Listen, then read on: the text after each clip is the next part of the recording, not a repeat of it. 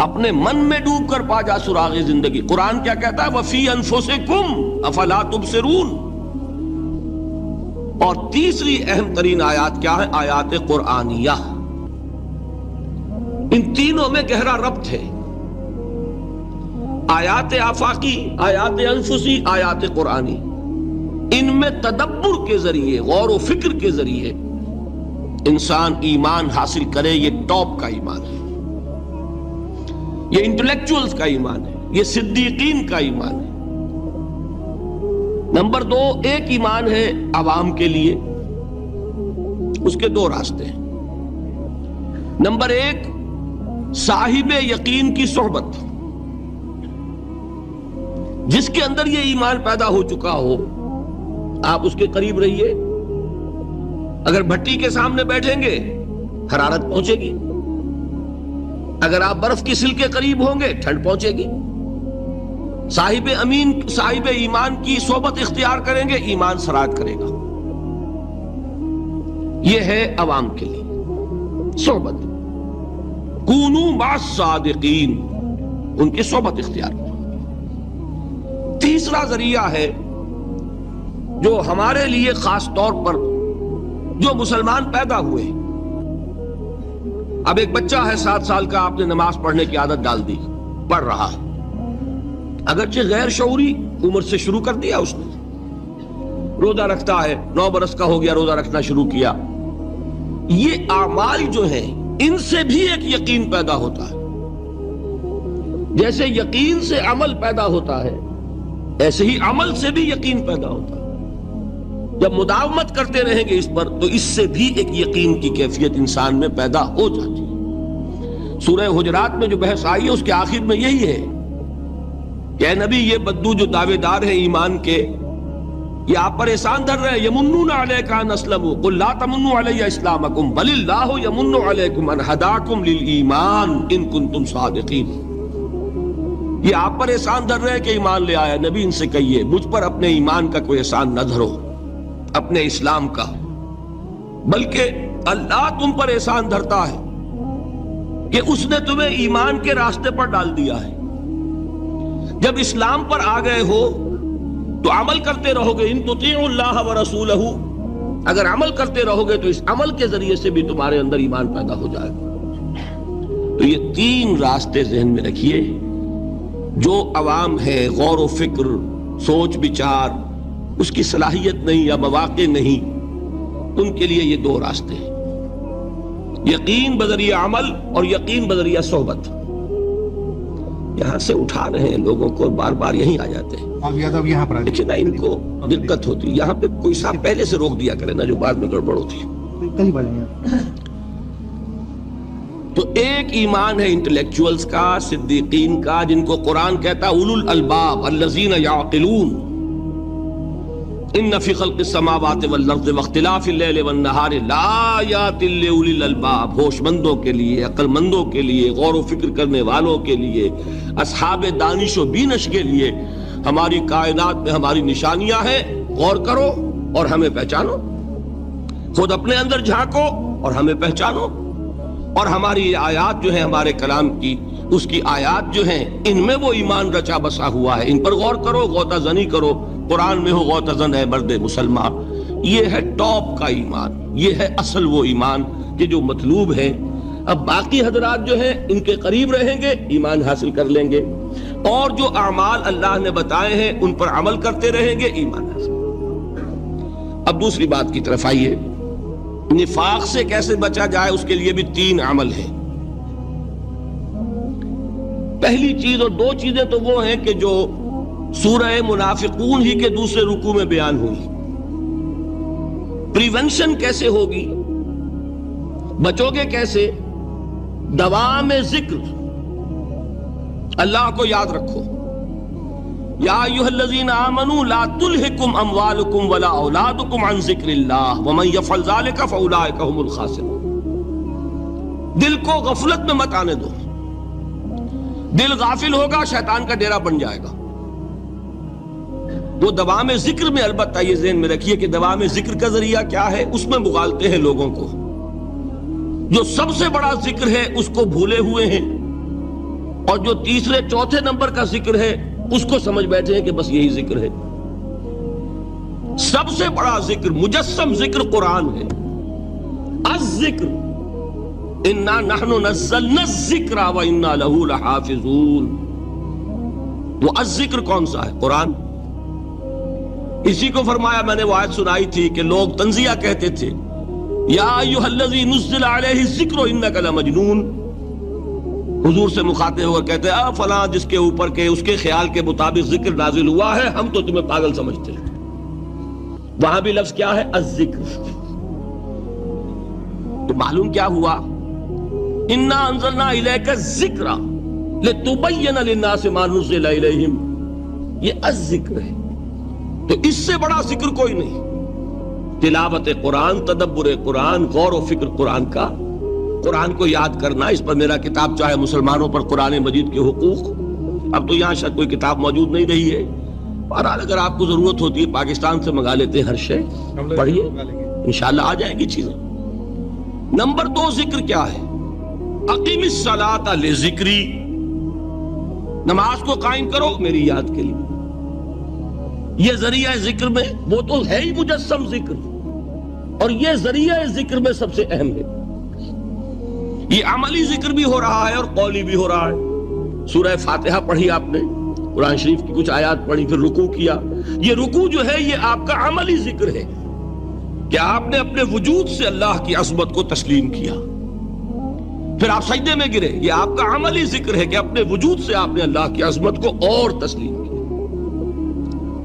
تیسری چیز ہے مسنون دعائیں اور مسنون اذکار جو حضور سے ثابت ہے.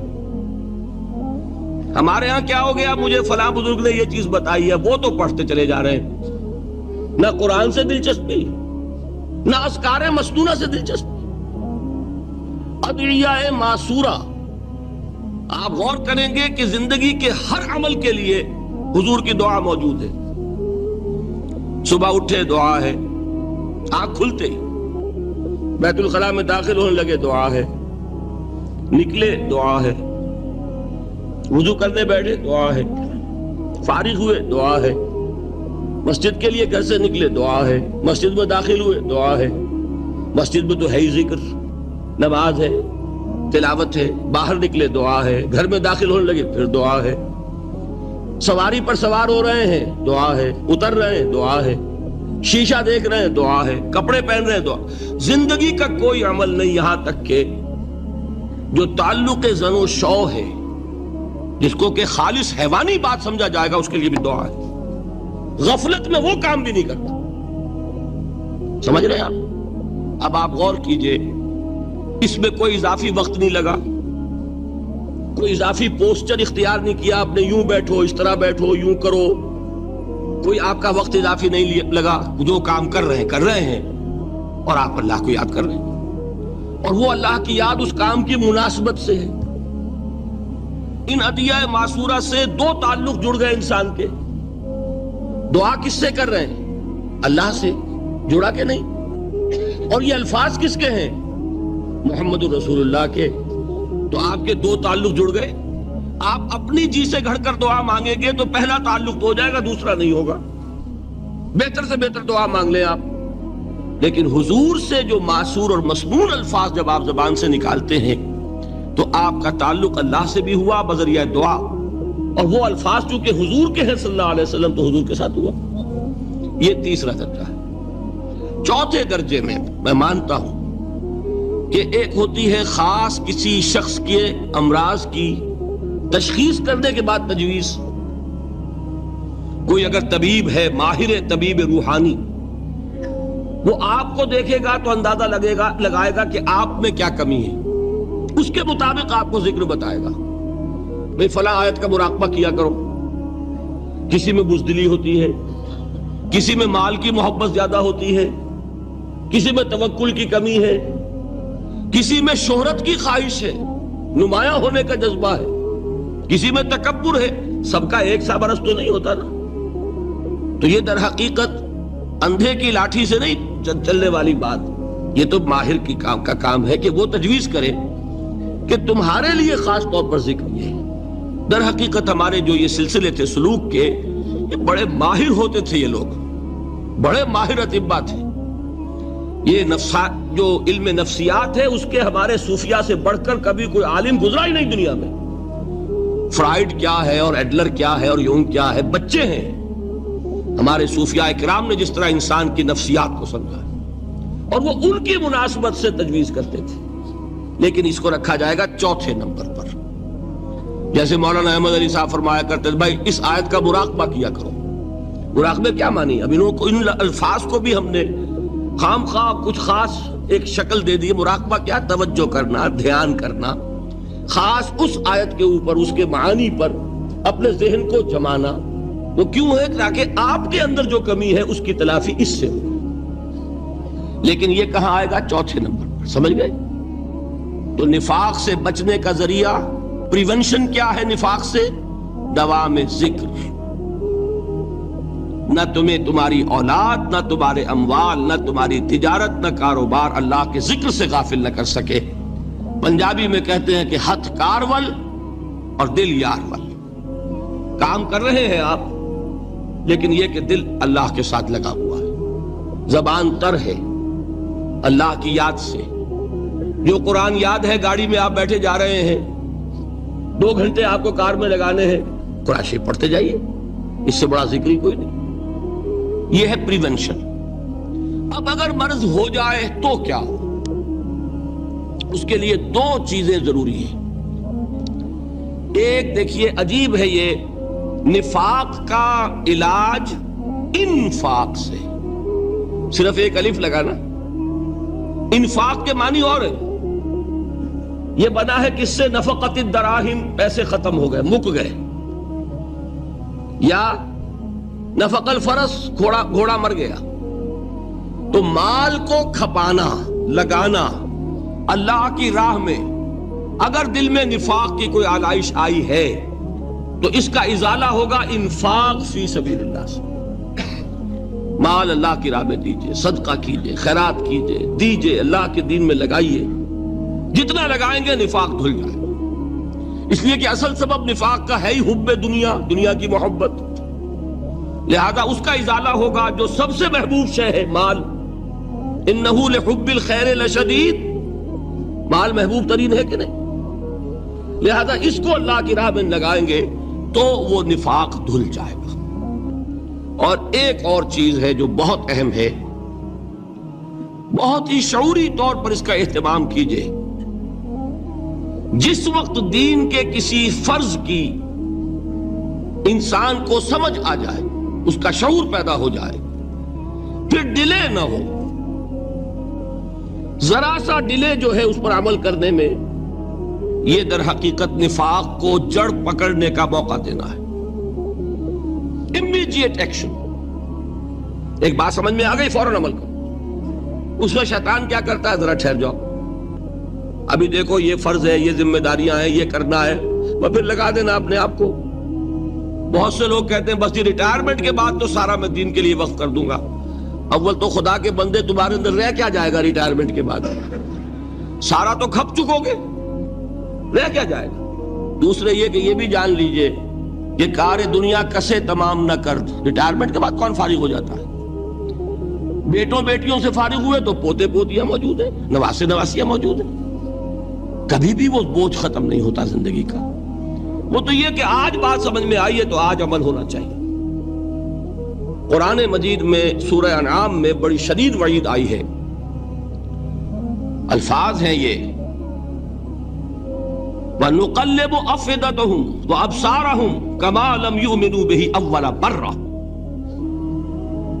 انسان پر ایک حقیقت کا انکشاف ہوا کہ یہ بات حق ہے، فوراً تسلیم کرے. کسی مصلحت کی وجہ سے، کسی بزدلی کی وجہ سے، کسی لالچ کی وجہ سے، کسی اپنی سیادت یا قیادت کی وجہ سے کیسے مان لوں؟ لوگ کہیں گے کہ یہ نیچے ہو گیا، وہ اونچا ہو گیا جس کی بات مانی. کسی وجہ سے رک گئے تو اللہ تعالیٰ اندر سے وہ جو استعداد ہے حق کو پہچاننے کی وہ سلب کر لیتا ہے. وَنُقَلِّبُ أَفْئِدَتَهُمْ وَأَبْصَارَهُمْ. ہم الٹ دیں گے ان کے دلوں کو بھی اور ان کی آنکھوں کو بھی. کیوں؟ کما لم یؤمنوا بہ اول مرہ، اس لیے کہ وہ پہلی مرتبہ جب انکشاف حق ہوا ہے وہ ایمان نہیں لائے۔ اس کا میں ایک واقعہ آپ کو سنانا چاہتا ہوں کہ کس طرح صحابہ کرام پر بھی وقتی طور پر یہ واقعہ اگر صحابہ کرام کا نہ ہوتا تو یہ حقائق سمجھ میں نہ آتے۔ غزوہ تبوک کے موقع پر یہ میں جملہ انکمپلیٹ رہ گیا، ضعف ایمان کا حملہ ہو جاتا تھا، نفاق کا نہیں معاذ اللہ، لیکن ضعف ایمانی کی اگلی منزل شروع ہو جاتی ہے نا، نفاق۔ یہاں جھوٹ بولنا شروع کیا، نفاق، جھوٹی قسمیں کھانی شروع کی، سیکنڈ سٹیج۔ اور جہاں مومنین صادقین سے بغض اور عداوت پیدا ہو گیا وہ تھرڈ سٹیج۔ تو وہ ضعف ایمان کا کیسے ہوتا ہے یہ حضرت کعب ابن مالک نے بڑی تفصیل سے بیان کیا ہے۔ غزوہ تبوک کے موقع پر جہاں منافقین نے آ کر جھوٹے بہانے بنائے، جھوٹی قسمیں کھائیں اور حضور سے ایگزمپشن لے لی، چھٹی لے لی، رخصت لے لی، وہاں 3 ایسے صحابہ بھی تھے جو مومن صادق تھے، لیکن وقتی طور پر شیطان نے انہیں ورغلایا۔ کیسے ورغلایا وہ سمجھ لیجیے۔ کعب ابن مالک نے تفصیل سے بیان کیا ہے، اور میرے نزدیک یہ جہاں تک میرا مطالعہ ہے طویل ترین حدیث ہے، بخاری اور مسلم میں بھی موجود ہے۔ حضور جب واپس آئے ہیں اور اب آپ نے ایک ایک کو بلایا، جن لوگوں نے تو پہلے جھوٹی قسمیں کھا لی تھی ان کو تو بلانے کی ضرورت نہیں تھی، لیکن کچھ لوگ ایسے بھی تھے کہ جنہوں نے ایگزمپشن بھی نہیں لی تھی اور گئے بھی نہیں تھے۔ اب ان کو آپ نے ایک ایک کر کے پیشی ہوئی، آپ کیوں نہیں گئے تھے؟ تو اب جو منافقین تھے ان میں سے انہوں نے اس موقع پہ جھوٹی قسمیں کھا لی۔ خدا کی قسم حضور ہم تو بالکل تیار تھے، پوری میں نے تیاری بھی کر لی تھی، پورا ارادہ تھا، یہ وقتی طور پر یہ مصیبت مجھ پر آ پڑی۔ جس نے قسم کھائی انہوں نے کہا اچھا ٹھیک ہے جائیے۔ کعب ابن مالک کی باری آئی تو ان کے الفاظ اپنے یہ کہ جب میں پیش ہوا تو حضور کے چہرے مبارک پر ایک غصے والی مسکراہٹ تھی، زہر خند کہتے ہیں، ایک مسکراہٹ ہے لیکن غصے کے ساتھ، غضبناک۔ آپ فرمائیے آپ کیوں نہیں گئے؟ حضرت کعب یہ فرماتے ہیں کہ میں نے عرض کیا کہ حضور زبان میرے پاس بھی ہے، جھوٹ میں بھی بول سکتا ہوں، لیکن جھوٹ بول کر میں اس وقت آپ کی ناراضگی سے تو بچ جاؤں گا لیکن اللہ کے پکڑ سے نہیں بچ سکوں گا۔ میں اعتراف کرتا ہوں کہ جتنا صحت مند میں اس زمانے میں تھا کبھی نہیں تھا، جتنا فارغ البال اس وقت تھا کہ میرے پاس ساز و سامان موجود تھا راستے کے لیے، اتنا میں کبھی نہیں تھا۔ لیکن ہوا کیا؟ ہوا یہ کہ مجھے میرے نفس نے، شیطان نے پٹی پڑھائی۔ وہ پٹی کیا پڑھائی کہ حضور تو 30,000 کے لشکر کے ساتھ چلیں گے تو لشکر تو سلولی موو کرے گا نا، تمہارے پاس بڑی تکڑی، بڑی توانا صحت مند اونٹنی ہے، تم ذرا 2 دن بعد چلنا تیزی کے ساتھ اور حضور سے مل جانا، بس یہ تاخیر کارواں۔ تو انہیں خیال آیا کہ ابھی 2 دن گھر کی ٹھنڈی چھاؤں ہے، میں یہاں پہ جو آرام ہے وہ کر لوں۔ مجھے جگر کا شعر یاد آیا ہے کہ تپتی راہیں مجھ کو پکاریں، دامن پکڑے چھاؤں گھنیری۔ ایک طرف فرض کی پکار ہے، اس میں تو ظاہر بات ہے کہ وہ تپتی راہیں ہیں، لا تنفروا فی الحر سنا چکا ہوا آیت۔ یہاں گھر میں، نخلستان میں، کھجوروں کی چھاؤں میں، اہل و عیال میں یہ ٹھنڈی چھاؤں جو ہے یہ پکڑ رہی ہے، بھائی 2 دن ٹھہر کے چلے جانا، ٹھیک ہے، کوئی نیت میں خرابی نہیں ہے نا۔ اس کے بعد پھر جب ابھی 2 دن اور ٹھہر جاؤ، یہ تو بڑا لمبا سفر ہے، ذرا تیز اور دوڑ لینا۔ تو فرماتے ہیں کہ حضور میں اسی طریقے سے تاخیر و تعویق میں پڑا رہا، یہاں تک کہ ایک روز اچانک مجھ پر یہ چیز منکشف ہوئی کہ تو میں چاہے کتنا بھی تیز چل لوں میں آپ سے نہیں مل سکتا، میرے اعصاب ڈھیلے ہو گئے، اس طرح میں محروم رہ گیا۔ حضور نے بائیکاٹ کا حکم دیا صحابہ کو، 3 صحابہ تھے ایسے، 2 اور تھے جنہوں نے اسی طریقے سے اعتراف کیا۔ حضور نے حکم دے دیا کوئی ان سے گفتگو نہ کرے، سوشل بائیکاٹ۔ بڑی سخت سزا تھی جو دی گئی ہے، اس کی بڑی تفاصیل ہے، اللہ تعالیٰ شوق دے تو وہ حدیث پوری پڑھی ہے، میں نے تو 2 جمعوں میں ایک مرتبہ صرف اس ایک حدیث کو بیان کیا تھا۔ شاید کہیں کیسٹس ہوں میرے ہاں، ہمارے نمبر کوئی مجھے یاد نہیں ہے، لیکن یہ بڑی عجیب حدیث ہے۔ لیکن اس میں جو اصل سبق ہے وہ کیا ہے؟ اس طریقے سے شیطان لیت و لال، تاخیر، تعویق، ابھی کیا جلدی ہے، ذرا اس کام سے فارغ ہو لو، ذرا پھر تلافی کر لینا، ذرا زیادہ زور سے کام کر لینا، یہ وہ چیز ہے کہ جو وہ تو خیر صحابی تھے، بچ گئے، اگر وہاں جھوٹی قسم بھی کھا دیتے تو گئے تھے۔ یہ تو اتنا ہی ہے نا، مردی و نامردی قدم فاصلہ دارت، اس میں تو یہی ہے کہ ذرا ایک جھوٹی قسم کھا دیتے، جھوٹے بہانہ بنا دیتے تو اب ضعف ایمان نہ رہتا، وہ نفاق کی سرحد شروع ہو جاتی۔ وہ اللہ تعالیٰ نے ان کو بچایا، لیکن یہ کہ ہم کیسے بچیں گے اگر ہم نے یہ روش اختیار کی؟ لہذا 3 کام، دوام ذکر نمبر 1، اس کی میں شرح کر چکا ہوں، 4 اذکار یاد کر لیجئے گا ان کو، ورنہ کیا فائدہ۔ نمبر 2، انفاق فی سبیل اللہ، نفاق کا علاج انفاق سے۔ نمبر 3، یہ عادت اپنے اندر پیدا کیجئے شعوری طور پر کہ جب ایک حقیقت واضح ہو جائے فوراً اعتراف کہ ہاں بھائی بات ٹھیک ہے آپ نے، جب ایک فرض کا احساس ہو جائے فوراً اس کی ادائیگی کے لیے آغاز۔ تاخیر و تعویق ہے کہ جس سے پھر نفاق کو موقع ملتا ہے۔ اللہ تعالیٰ مجھے اور آپ کو حقیقی ایمان عطا فرمائے اور نفاق سے بچائے رکھے۔ اب آئیے حقیقت و اقسام شرک پر۔ دیکھیے، ہر شخص یہ جانتا ہے کہ اسلام دین توحید ہے۔ ایک لفظ میں اگر کہیں گے تو اسلام کا سب سے بڑا وصف، سب سے بڑی علامت توحید۔ وہ جو اقبال نے کہا کہ توحید کی امانت سینوں میں ہے ہمارے، آسان نہیں مٹانا نام و نشاں ہمارا، تو توحید ہے۔ توحید کی ضد ہے شرک، ٹھیک؟ اس سے میں ایک نتیجہ نکالتا ہوں، کوئی مسلمان جان بوجھ کر مشرک نہیں ہو سکتا، یہ میرا نتیجہ ہے۔ جان بوجھ کر مشرک نہیں ہو سکتا، وہ شرک میں مبتلا ہوگا تو ناسمجھی میں ہوگا، نادانی میں ہوگا، وہ اسے شرک نہیں سمجھے گا۔ یہ ممکن نہیں ہے کہ کوئی مسلمان ہو، گیا سے گیا مسلمان، گزرا سے گزرا مسلمان، گھٹیا سے گھٹیا مسلمان، لیکن وہ شرک کو شرک سمجھتے ہوئے اس میں آلودہ ہو جائے۔ ہوتا کیا سمجھ میں نہیں آتا کہ شرک، تو ضرورت بہت ہے کہ ہم یہ پہچانیں کہ یہ شرک ہے کیا۔ دوسری بات یہ جان لیجئے، ہمارے دین میں ناقابل عفو جرم کون سا ہے؟ شرک۔ 2 مرتبہ بیان فرمایا گیا سورہ نساء میں صرف، ان اللہ لا یغفر ان یشرک بہ ویغفر ما دون ذلک لمن یشاء۔ اللہ تعالیٰ اسے تو ہرگز نہیں بخشے گا کہ اس کے ساتھ شرک کیا جائے، ہاں اس سے کم تر جس کو چاہے گا معاف فرما دے گا۔ نوٹ کر لیجئے، اس کی بھی اندر بھی اوپن لائسنس نہیں ہے کہ بقیہ سارے گناہ لازماً معاف کر دے گا، یہ نہیں ہے۔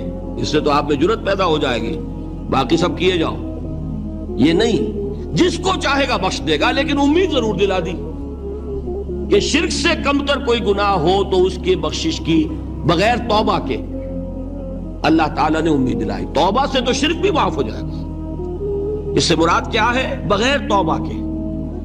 اللہ تعالیٰ نے فرمایا کہ اور گناہوں کے بارے میں تو امید کی جا سکتی ہے، لیکن شرک کے بارے میں ہرگز نہیں۔ اہمیت واضح ہو گئی مزید۔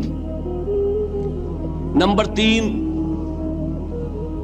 اس شرک کی ہماگیریت کا عالم یہ ہے کہ سورہ یوسف کی آیہ مبارکہ ہے، وَمَا يُؤْمِنُ أَكْثَرُهُمْ بِاللَّهِ إِلَّا وَهُمْ مُشْرِكُونَ۔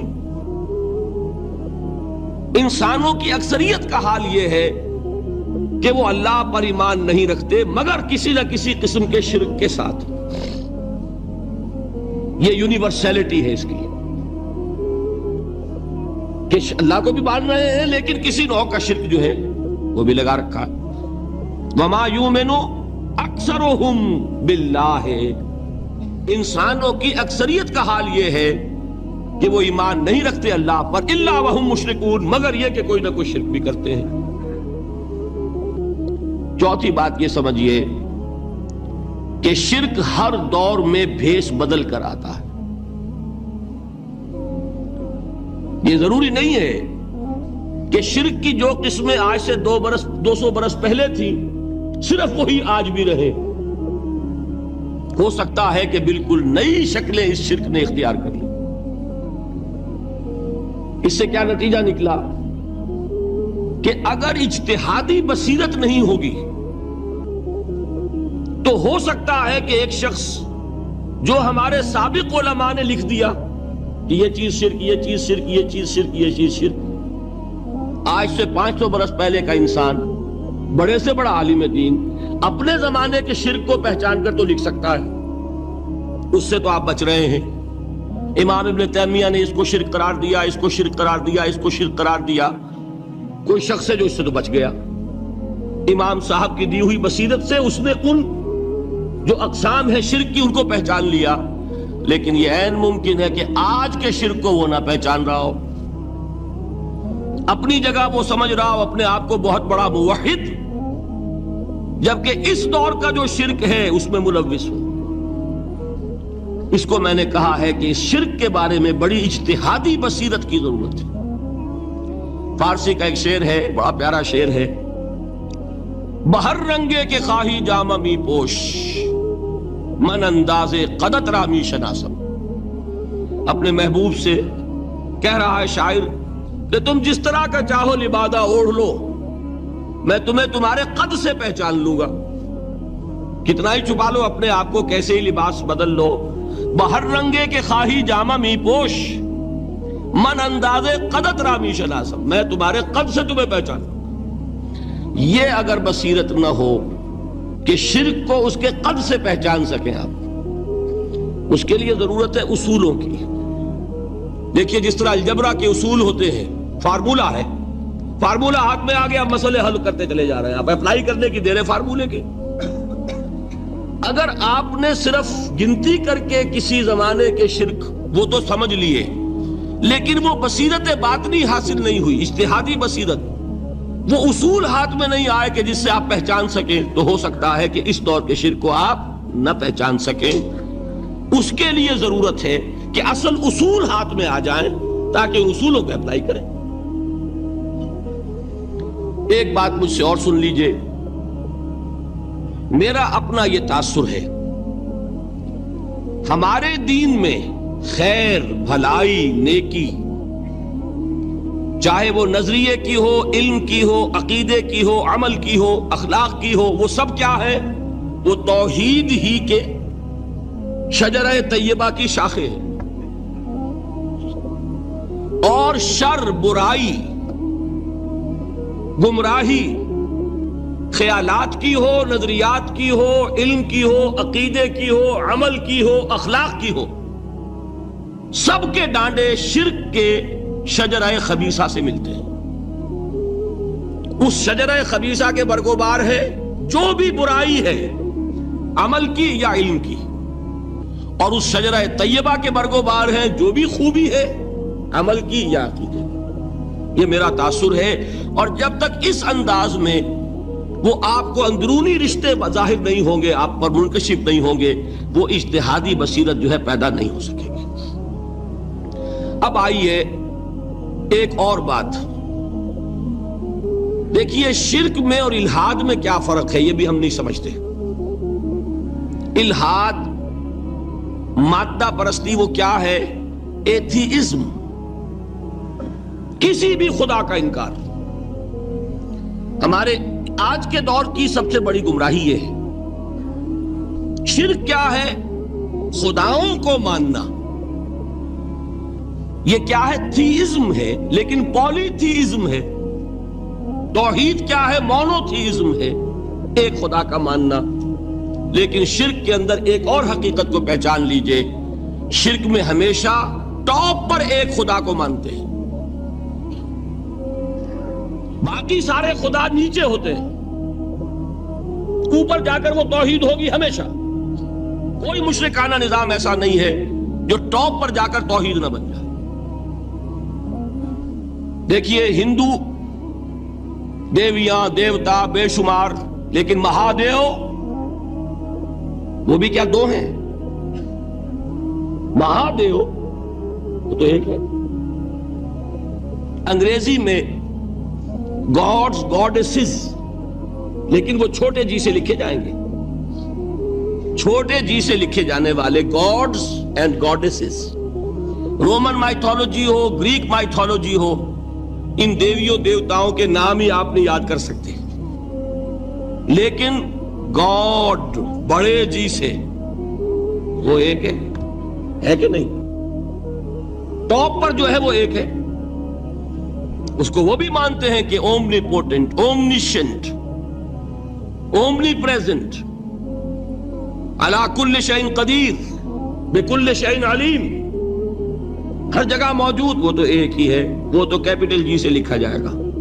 باقی اس کے نیچے فوج ہے دیویوں کی، دیوتاؤں کی، خداؤں کی اور خدانیوں کی، وہ گاڈز اینڈ گاڈیسز ہیں. عرب میں کیا تھا؟ میں نے پہلے آپ کو وہ دو مثالیں دے دی ہیں، تیسری اور ایران کی لے لیجئے. خیر کا خدا اور شر کا خدا اور، ایک یزداں ایک اہرمن. ٹھیک، سنویت ہو گئی نا، دو خداؤں کو مانا. لیکن وہی ہے جو خدائے خدائے گاں، خداؤں کا خدا، اس کو ایک ہی مانتے ہیں. یہی معاملہ عرب میں تھا. اللہ وہ ایک ہی تھا ان کے ہاں. قرآن میں آتا ہے ان سے پوچھئے وَلَئِن سَأَلْتَهُم مَّنْ خَلَقَ السَّمَاوَاتِ وَالْأَرْضَ لَيَقُولُنَّ اللَّهُ. جب ان سے کہا جاتا ہے کہ کس نے پیدا کیا آسمان اور زمین کو، یہ فوراً کہیں گے اللہ نے. وَأَنَّىٰ يُؤْفَكُونَ. تو یہ ماننے کے بعد کدھر جا رہے ہیں؟ وہ کیا کہتے تھے کہ وہ بڑا اللہ تو ایک ہی ہے، لیکن چھوٹے آلہہ ہیں. آلہہ اور اللہ میں وہی فرق ہے جو کیپٹل جی کا گاڈ اور چھوٹے جی سے گاڈز اینڈ گاڈیسز. وہی فرق ہے کہ جو مہادیو اور دیویوں اور دیوتاؤں میں ہے، وہی وہاں تھا. اللہ وہ ایک اور سپریم، سب سے بالا تر، اس سے اوپر کوئی نہیں، تخلیق میں اس کا کوئی ساجی نہیں. لیکن اس نے کچھ آلہہ ہیں جنہیں کچھ اختیارات تقسیم کیے ہوئے ہیں. کچھ اس کے لاڈلی ہستیاں ہیں جو سفارش کر سکتی ہیں. بس یہ شرک تھا مشرکین مکہ کا. بات سمجھ رہے ہیں؟ اس کا جائزہ لیں گے تو آپ کو، اور جو آج شرک کی اقسام میں بیان کروں گا اس کو ہاتھ میں لیں گے تو کسی موحد کا تلاش کرنا مشکل ہو جائے گا. ڈھونڈ اب ان کو چراغ رخ زیبا لے کر. آج جن کا نام مسلمان ہے ان کی اکثریت کسی نہ کسی نوع کے شرک میں مبتلا ہے. اب آئیے اقسام شرک. اقسام شرک میں بھی وہی کیفیت ہے جو نفاق کے بارے میں نے عرض کی تھی کہ ایک تقسیم یہ ہے جو علماء نے کی ہے، ایک ہے عقیدے کا نفاق، ایک ہے عمل کا نفاق. اسی طرح ایک ہے عقیدے کا شرک، ایک ہے عمل کا شرک. عقیدے میں نہیں ہے، عمل میں ہے. ایک تقسیم آپ نے سنی ہوگی شرک جلی، شرک خفی. ایک ہے ننگا شرک، کھلم کھلا شرک. ایک ہے چھپا ہوا شرک جو نظر نہیں آتا. لیکن ایک مغالطہ اپنے دل سے نکال دیجئے، بعض لوگ شرک خفی کو شرک نہیں سمجھتے. یہ بہت بڑی غلطی ہے. اگر وہ شرک نہ ہوتا تو حضور اسے شرک نہ کہتے. کوئی اور لفظ، عربی زبان کا دامن جو ہے محدود نہیں ہے، پھر اس کے لیے کوئی اور لفظ اختیار فرمایا جاتا ہے. وہ شرک، لیکن ایک شرک ہے جلی جو نمایاں ہے، نظر آ رہا. ایک ہے شرک خفی جو نظر نہیں آ رہا. اور وہ کتنا خفی ہو سکتا ہے اس کی ایک مثال دی حضور نے. شرک خفی اتنا خفی ہو سکتا ہے، ذرا مبالغہ دیکھیے جو حضور نے بات کو سمجھانے کے لیے مثال میں جو مبالغہ اختیار فرمایا. ایک سیاہ اندھیری رات میں ایک سیاہ پتھر پر ایک سیاہ چیونٹی کو رینگتے ہوئے دیکھنا جتنا مشکل ہے، اتنا ہی شرک خفی کا پہچاننا مشکل ہے. بتائیے، آپ نے فرمایا انا افصح العرب، میں عرب کا فصیح ترین انسان ہوں. اس سے آگے کوئی مثال دی جا سکتی؟ اندھیری رات، تاریک رات، پتھر سیاہ، چیونٹی سیاہ، کون دیکھ سکتا؟ جتنا اس کو دیکھنا ناممکن ہے اتنا ہی شرک خفی کا پہچاننا مشکل ہے. گویا کہ اس سے تو اللہ ہی بچائے گا تو انسان بچے گا۔ ایک آخری بات تمہیداً اور عرض کر دوں، پھر میں چلوں گا اقسام پر۔ میری جو باتیں آپ کے سامنے آئی اس سے ایک منطقی نتیجہ نکلتا ہے، کوئی شخص اگر حقیقتاً شرک سے بچ جائے، واقعتاً شرک سے بچ جائے، ہر قسم سے بچ جائے، اس سے بھی اوپر کوئی انسان ہوگا۔ گویا کہ یہ آخری منزل ہے، یا یوں کہیے کہ جس شخص کے بارے میں اللہ تعالیٰ یہ مان لے کہ میرا یہ بندہ شرک سے بری ہے، اس سے بڑی سند کوئی ہے؟